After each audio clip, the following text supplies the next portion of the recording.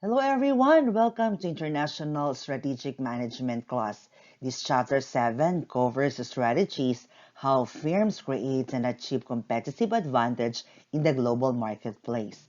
Let us talk about the important decisions of multinational companies had made to overcome dilemma in entering international market and how they utilize resources in global integration. The global marketplace provides many opportunities for firms to increase their revenue base and profitability. Also, in today's knowledge-based economy, there are opportunities to create advantages by leveraging firm knowledge across national boundaries. However, along with the potential benefits, there are pitfalls that all firms must avoid in order to be successful. That is why, after this chapter, you will have an understanding of the importance of international expansion as a viable diversification strategy, and you will be familiarized with achieving competitive advantage in global market. So as let us immerse ourselves in the motivations or benefits and the risks associated with international expansion, including the emerging trend for greater offshoring and outsourcing activity. Lastly, our objective is to learn the four basic types of entry strategies and the relative benefits and risks associated with each of them. The trade among nations has increased dramatically in recent years, and it is estimated that by 2025, 45% of the Fortune Global 500 will be based in emerging economies, which are now producing world-class companies with huge domestic markets and a commitment to invest in innovation.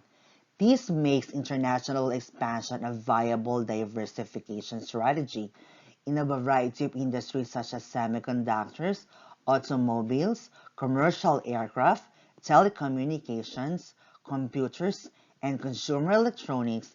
It is almost impossible to survive unless firms scan the world for competitors, customers, human resources, suppliers, and technology.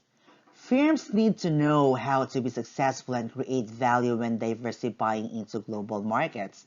Some of the questions that need to be answered include what explains the level of success of a given industry in a given country, what are some of the major motivations and risks associated with international expansion, how can firms handle the opposing forces of cost reduction and local adoption? Should firms pursue international, global, multi-domestic, or transnational strategies? What entry strategies should a firm choose in order to enter a foreign market? Now let us define globalization. Globalization has two meanings. One is the increase in the international exchange, including trading goods and services, as well as exchange of money, ideas, and information. The second one is the growing similarity of laws, rules, norms, values, and ideas across countries. Globalization has undeniably created tremendous business opportunities for multinational corporations. One of the challenges with globalization is determining how to meet the needs of customers at very different income levels. In many developing economies, distribution of income remain much wider than they do in the developed world, leaving many impoverished even as economies grow. The concept bottom of the pyramid refers to the practice of multinational firm targeting its goods and services to the nearly 5 billion people in the world who inhabit developing countries. Some nations and their industries are more competitive than others. Understanding these differences helps a firm create a competitive advantage when it expands internationally.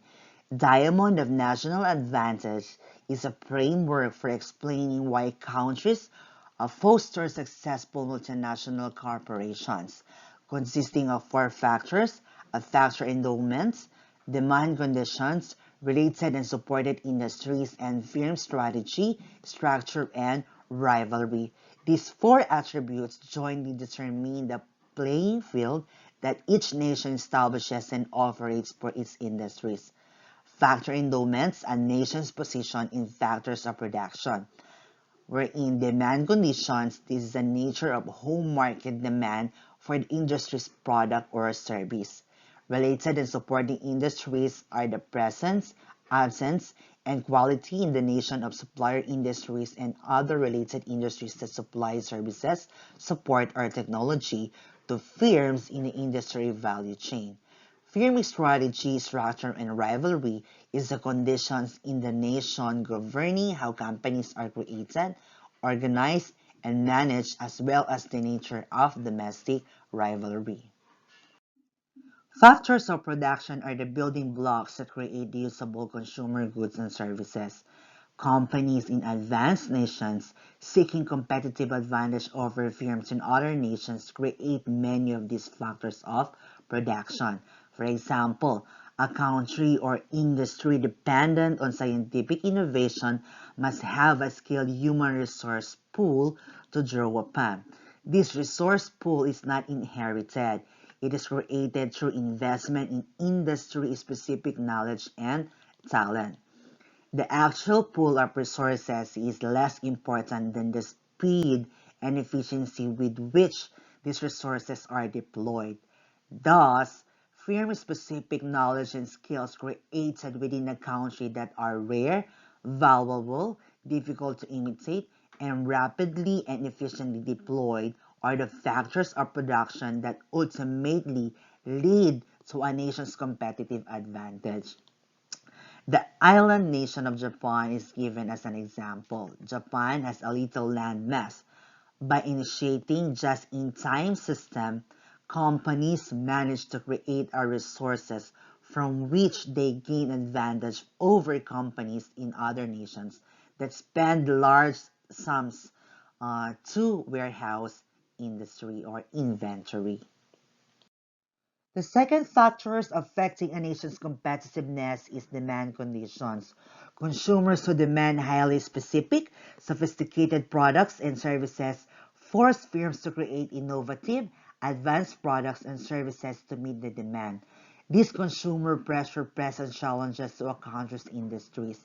Countries with demanding consumers drive firms in that country to meet high standards, upgrade existing products and services, and create innovative products and services.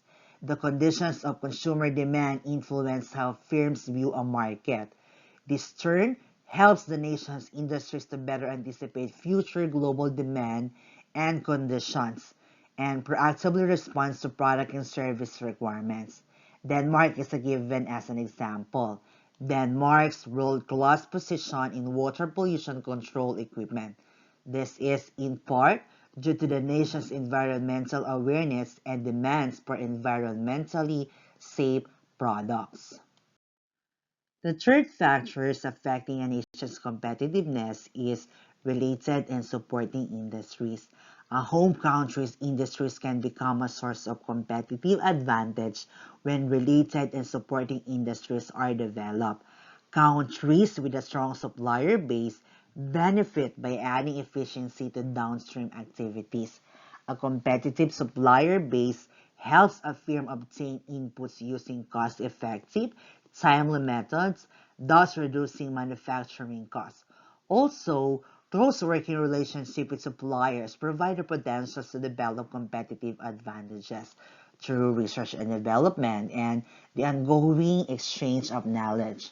Related industries create the probability that new companies will enter the market, increasing competition and forcing existing firms to become more competitive through efforts such as cost control, product innovation, and novel approaches to distribution. Combined, this give the home country's industries a source of competitive advantage. The Italian footwear industry is a given example in your book, wherein shoe manufacturers are geographically located near to their suppliers. The last factors affecting a nation's competitiveness is firm strategy, structure, and rivalry. Rivalry is a particularly intense in nations with conditions of strong consumer demand, strong supplier bases, and high new entrant potential from related industries. This competitive rivalry in turn increases the efficiency with which firms develop, market, and distribute products and services within the home country. Domestic rivalry thus provides a strong impetus for firms to innovate and find new sources of competitive advantage. This intense rivalry forces firms to look outside to their national boundaries for new markets, setting up the conditions necessary for global competitiveness. Domestic rivalry is perhaps the strongest indicator of global competitive success. Firms that have experienced intense domestic competitions are more likely to design strategies and structures that allow them to successfully compete in world markets. The European grocery retail industry is given as an example. So this lead firms such as Aldi and Tesco to tighten their supply chains and improve some efficiency with their store operation, which undoubtedly having a strong global players. Let us use the Porter model, okay, which draws conclusion based on case histories of firms in more than 100 industries. In Exhibit 7.2, India's Diamond in Software, you could see the laid out as a map or organizational chart. It shows the element factor endowments that is related to all other elements. Factor endowments include a large pool of skilled labor, low salaries, and English language capability. Second one is the domestic demand conditions are weakly related to domestic rivalry, factor endowments as well as related and supporting industries. India has a globalized software industry. The third is the relation to factor endowments, domestic rivalry, and U.S. demand conditions that are related and supporting industries. India has a large network of public and private educational institutions. They are weak but rapidly improving communications infrastructure. There is a duty-free access to imported computers and software following economic liberalization. U.S. demand conditions. It refers to a large and growing market, sophisticated customers, and cutting-edge applications. At the top of the graphic is domestic rivalry. India has no regulatory barriers to entry or start up. There are 800 firms, mostly small and in fierce rivalry. There is a growing number of multinational companies, software development centers in India. If you could see that firms that succeed in global markets have first succeed in intensely competitive home markets. Competitive advantage for global firms typically grows out of relentless, continuing improvement and innovation. Now let's move on to the motivations for international expansion. There are many motivations for a firm to pursue expansion into global markets. First, let us define what is multinational firms. These are firms that manage operations in more than one country. The most obvious motivation is to increase the size of potential markets. We know the explosive growth in middle-class consumers in Asian markets, with one estimate projecting that 60% of global middle-class consumption will come from Asia by 2020. Companies pursue international expansion in order to increase the size of potential markets for firms' products and services. Expanding a firm's global presence also automatically means increasing its scales of operations, providing it with a larger revenue and asset base, which potentially enables the firm to attain economies of scales. This can also spread fixed costs such as research and development over a larger volume of production. The second motivation is the taking advantage of arbitrage opportunities. What is arbitrage opportunities? So these are the opportunity to profit by buying and selling the same goods in different markets. In its simplest form, arbitrage involves buying something from where it is cheap and selling it somewhere where it commands a higher price. Arbitrage can be applied to virtually any factor of production and every stage of value chain. So we have an example here, the Walmart. The third motivation is enhancing the growth rate of a product that is in its maturity stage in a firm's home country, but that has a greater demand potential elsewhere is another benefit of international expansion. For example, Procter& Gamble relocated its global skin, cosmetics, and personal care unit headquarters from Cincinnati to Singapore to be closer to the fast-growing Asian market. The fourth motivations for international expansion is optimizing the location of value chain activity. A firm has to decide where to locate the various activities that it must engage in to produce products and services. Primary activities such as inbound logistics, operations, and marketing, as well as support activities such as procurement, research and development, and human resource management must be located in areas where the firm can see performance enhancement, cost reduction, and risk reduction. A good example is the Microsoft's decision to locate a corporate research facility in Cambridge, UK, in order to draw upon superb technical and professional talent. The fifth motivation is going global also allows firms to learn about different market conditions, research and development skills, marketing skills, and organizational processes and managerial practices. Firms can then translate that knowledge back into their home markets. A good example is the L'Oreal, a French personal care product manufacturer. They translate learning from one market into other markets in which it competed. The sixth motivation for international expansion is the reverse innovation. Reverse innovation has become a recent important motivation for international example. Example is the companies such as GE who have committed significant resource to developing products that meet the needs of developing nations. And such innovations, it provide opportunities for success in wealthier companies. Expansion into new markets provide a range of learning opportunities. When a company decides to expand its operation into international market, it could increase their profit, but also there are potential risks that they have to encounter. The first risk is the political risk that is due to social unrest, military turmoil, demonstrations, terrorism, absence of the rule of law, which can lead to the destruction of companies' property, disruption of operations, non-payment for goods and services, and arbitrary government decision. The second risk is the economic risk due to piracy and counterfeiting.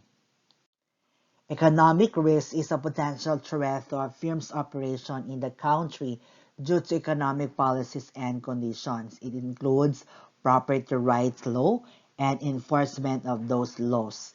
Firms rich in intellectual property have encountered financial losses as piracy or imitations of their products have grown due to a lack of law enforcement of intellectual property rights. Counterfeiting is selling of trademark goods without the consent of the trademark holder. Counterfeiting, a direct form of theft of intellectual property right, is a significant and growing problem. According to a University of Florida study, 25% of the pesticide market in some parts of Europe is estimated to be counterfeit. This is especially troubling since these chemicals are often toxic. You could see in your booking strategy spotlight 7.2 in the page 213. You could see the challenges of fighting counterfeiting in the pharmaceutical business and how Pfizer is attempting to fight this threat to its business. They have used radio frequency identification tags to confirm that the battle of medicines are legitimate Pfizer drugs. The fourth potential risk is related to currency. Currency risk is potential threat to a firm's operation in the country due to fluctuations in the local currency's exchange rate. Even a small change in the exchange rate can result in a significant difference in the cost of production or net profit when doing business overseas. An example includes the US dollar appreciating against other currencies, making US goods more expensive to consumer in foreign currencies. Management risk is the fifth potential risk of international expansion. It is a potential threat to a firm's operation in a country due to the problems that managers have making decisions in the context of foreign markets. Managers must respond to the inevitable differences that they encounter when doing business in multiple countries. Cultural differences can pose unique challenges. Even in the case of apparently standard products, some degree of local adaptation may become necessary. How to manage this risk? To manage economic risk, firms can disperse their value chain across several countries and continents. The distribution of value of an US car is given as an example. Only 37% of the production value is generated in the United States. Various activities of the firm's value chain can be spread across several countries and continents via outsourcing and offshoring. Outsourcing means using another firms to perform value-creating activities that were previously performed in-house. The firm may be perfectly capable of doing this activity but chooses to have someone else perform it for cost or quality reason. Outsourcing can be either a domestic or foreign firm. Offshoring means it is shifting a value creating activity from domestic location to foreign location. Value creating activities should be performed in the location where the cost is lowest or where the quality is the best. In the 1990s, for manufacturing industries, especially the rapid decline in transportation and coordination costs enabled firms to disperse their value chains over different locations. Yet, while offshoring offers the potential to cut costs in corporation across a wide range of industries, many firms are finding the benefits of offshoring to be more elusive and the cost greater than they anticipated. For instance, labor cost per hour may be significantly lower in developing markets, but this may not translate into lower overall costs. If there are problems with the skill level or workers, the firm will find the need for more training and supervision of workers, more raw material and greater scrap due to the lower skill level and greater rework to fix quality problems. Wages in developing markets can be volatile and spike unexpectedly. For instance, wages in China have been increasing recently due to the longer delivery times. Firms often need to tie up more capital in work in progress and inventory. The long supply lines from low-cost countries may make firms less responsive to ship-in customer demands. The cost of coordinating product development and manufacturing with operations undertaken in different countries can hamper innovation. Finally, Firms operating in countries with weak intellectual property protection can wind up losing their trade secrets or taking costly measures to protect these secrets. Firms need to take into account all of these costs in determining whether or not to move their operations offshore. Firms face two opposing forces when they expand into global markets, and these are cost reduction and adaptation to local markets. Many years ago, the famed marketing strategist Theodore Levitt advocated strategies that favored global products and brands. He suggested that firms should standardize all of their products and services for all of their worldwide markets. Such an approach would help a firm lower its overall cost by spreading its investment over as large a market possible. This approach rested on three key assumptions. First, customer needs and interests are becoming increasingly homogeneous worldwide. Second, people around the world are willing to sacrifice preferences in product features, functions, design, and the like for lower prices at high quality. And the third one is substantial economies of scale in production and marketing can be achieved through supplying global markets. For example, the Nestle line of pizzas marketed in the United Kingdom includes cheese with ham and pineapple toppings on a French bread crust. The same with Coca-Cola in Japan, which markets Georgia tonic drink, and as well as classic Coke and High C. Theodore Levitt's assumption may be incorrect regarding the homogeneity of customer needs and interests. Yes, companies have identified global customer segments and developed products and brands targeted to those segments, but other companies have successfully adapted product lines to idiosyncratic country preference and developed local brands targeted to the local market segments. Like what I had given an example a while ago, the pineapple and ham pizza, and that is being sold in United Kingdom. Secondly, while there is invariably a price-sensitive segment in many product markets, there is no indication that this is increasing. In contrast, there is a growing interest in products that multiple features quality and service. Third, although standardization may lower manufacturing costs, such as perspective does not consider three critical and interrelated points: technological developments in flexible factory, automation enable economies of scale to be obtained at lower levels of output. Cost of production is only one component in determining the total cost of a product, and the firm's strategy should not solely product-driven.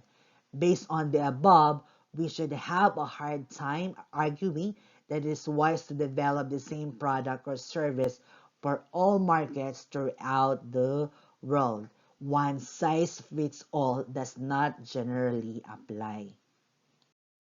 The opposing pressures that managers face place conflicting demands on firms as they strive to be competitive.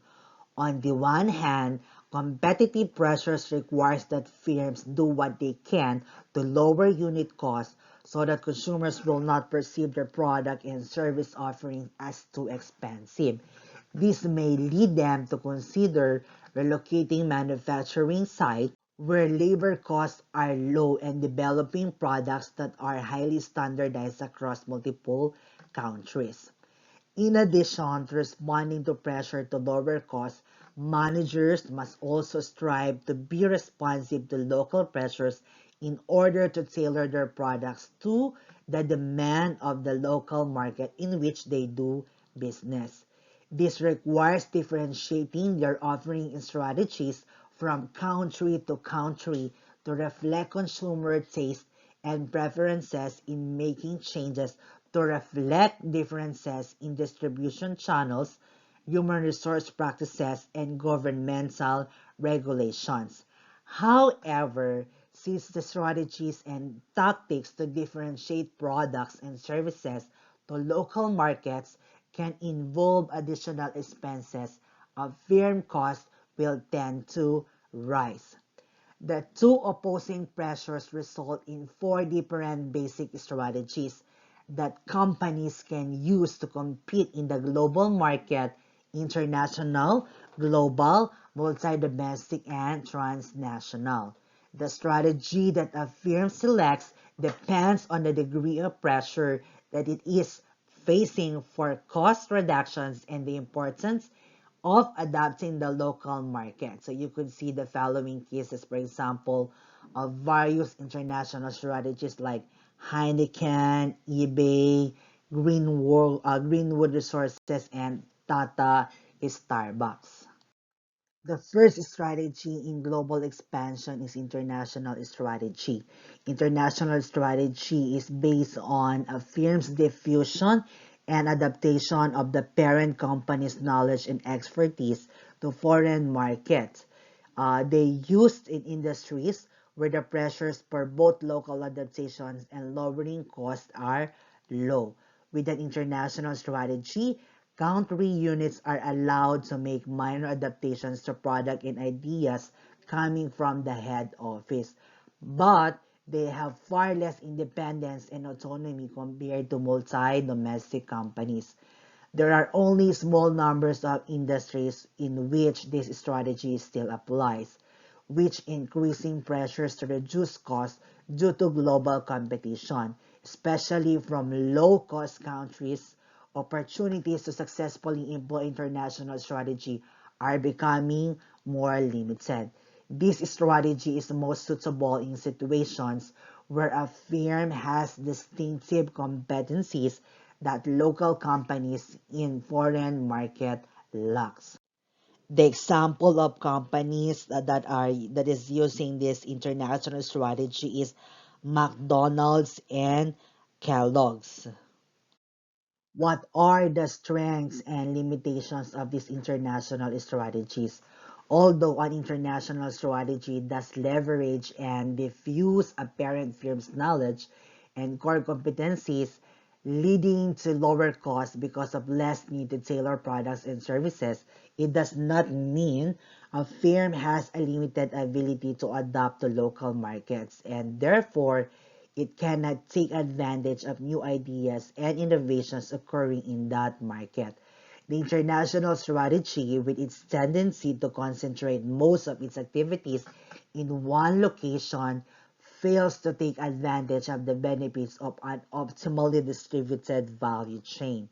The lack of local responsiveness may result in the alienation of local customers, and the firm's inability to be receptive to new ideas and innovation from its foreign subsidiaries may lead to missed opportunities globally.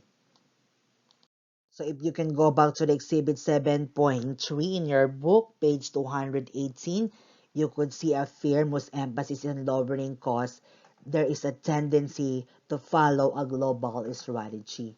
A global strategy is based on firms' centralization and control by the corporate office, with the primary emphasis on controlling costs and use in industries where the pressure for local adaptation is low and the pressure for lowering costs is high. Since the primary emphasis is on controlling costs, the corporate office strives to achieve a strong level of coordination and integration across the various businesses. Firms following a global strategy strives to offer standardized products and services, as well as to locate manufacturing, research and development, and marketing activities in only a few locations. Although costs may be lower, the firm following a global strategy may, in general, have to forego opportunities for revenue growth since it does not invest extensive resources in adapting product offerings from one market to another. Many industries requiring high levels of research and development, such as pharmaceuticals, semiconductors, and jet aircraft, follow global strategies. What are the strengths and limitations of global strategy? A global strategy is most appropriate when there are strong pressure for reducing costs and comparatively weak pressures for adaptation to local markets. Economies of scale becomes an important consideration. However, a firm can enjoy scale economies only by concentrating scale-sensitive resources and activities in one or a few locations. This may result in higher transportation and tariff costs when output must be explored to other markets. The geographic concentration of any activity may also tend to isolate that activity from the target markets, making the rest of the firm dependent on that location. Such dependency implies that unless the location has world-class competencies, the firm's competitive position can be eroded if problems arise. Many firms have learned through experience that if they concentrate activities and misjudge the markets, the mistake will be quickly magnified. So there is a good example like what happened with the Ford. The third strategy is the multi-domestic strategy. This strategy is based on firms differentiating their products and services to adapt to local markets used in industries where the pressure for local adaptation is high and the pressure for lowering costs is low. So what they do is the decisions are decentralized. The products and services are tailored according to the language, culture, income levels, customer preferences, and distribution system. These strategies enables the firm to expand its market rapidly, to charge different prices, okay, according to the market. So the pressure for local adaptation is high and the pressure for lowering costs is low. One of the good example is the strategy of Kraft adapted the Oreo cookie and some of its iconic brands to better match the taste of customers in several countries. If you're going to taste the Oreo in the Philippines, it's kinda a little bit more sweeter than your Oreo here in Korea because as I had noticed, Koreans are not fan of eating sweet cookies. But if you're going to taste the Oreo of Australia, it's kind of more creamy and also more sweet compared to the Oreo of Korea. What are the strengths and limitations of multi-domestic strategy? A multi-domestic strategy is appropriate where the pressure for local adaptation is high and the pressure for lowering costs is low. The firm emphasizes differentiation of product and services offering in order to adapt to local markets. This can result in enhanced revenue due to a firm's carved out of attractive niches in a given market. However, local adaptation of products and services may increase a company's cost structure. So manager must determine the trade-off between adaptation and cost. In addition, the optimal degree of local adaptation evolves over time. In many industry segments, a variety of factors such as the influence of global media, greater international travel, and declining income disparities across countries may lead to increasing global standardization. Firm must recalibrate the need for local adaptations on an ongoing basis. Excessive adaptation extracts a price as surely as under adaptation. For example, when American restaurant chain TGI Fridays entered in South Korean market, they have to incorporate many local dishes such as kimchi and some bulgogi menus. The fourth strategy is the transnational strategy. So this is based on the firms optimizing the trade-offs associated with efficiency, local adaptation, and learning. It is used in industries where the pressures for both local adaptation and lowering costs are high. The firm seeks efficiency to achieve global competitiveness. It recognizes the importance of local responsiveness, but as a tool for flexibility in international operations. So innovations are regarded as an outcome of a larger process of organizational learning that includes the contributions of everyone in the firm. In a transnational model, a firm's assets and capabilities are dispersed according to the most beneficial location for each activity. Thus, managers avoid the tendency to enter concentrate activities in central location or global strategy, or disperse them across many locations to enhance adaptations. Typically, primary activities that are downstream, marketing and sales and service, or closer to the customer tend to require more decentralization in order to adapt to local market conditioning.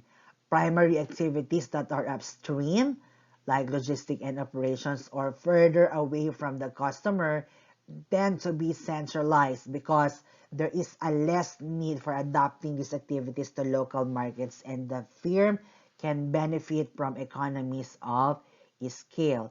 The central philosophy of the transnational organization is enhanced adaptation to all competitive situations, as well as the flexibility of capitalizing on communication and knowledge flows throughout the organization. And the principal characteristic is the integration of the unique contribution of all units into worldwide operations. And Nestle is the good given example, also as Unilever. What are the strengths and limitations of transnational strategy?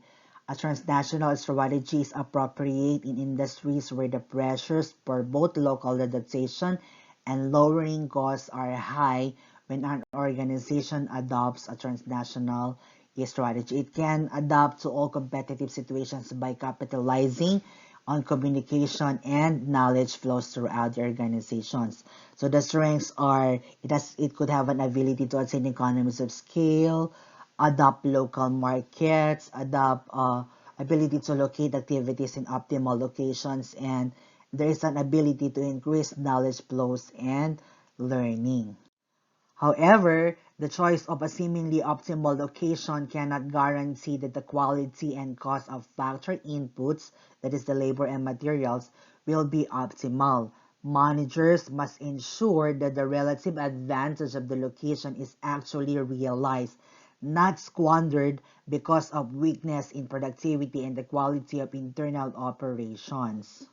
For knowledge transfer to take place from one subsidiary to another, it is important for the source of the knowledge, the target units, and the corporate headquarters to recognize the potential value of such unique know-how. Firms must create mechanisms to systematically, routinely uncover the opportunities for knowledge transfer.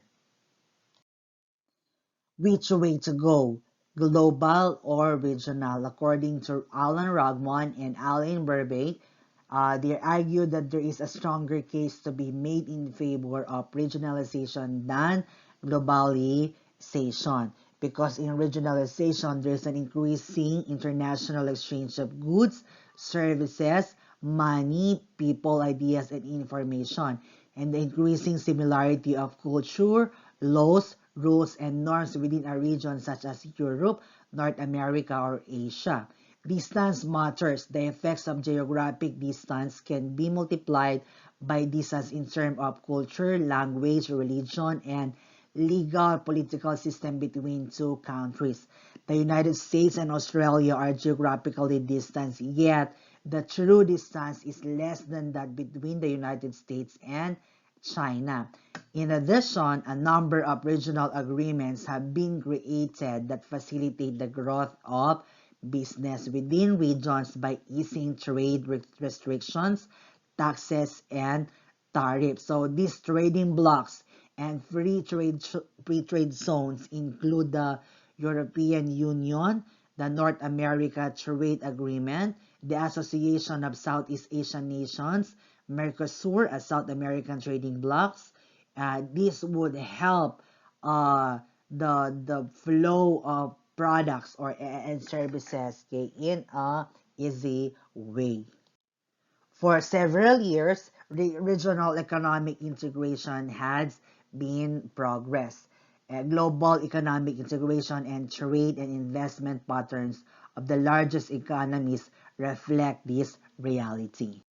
What are the different options for a firm to avail in deciding to expand into international market?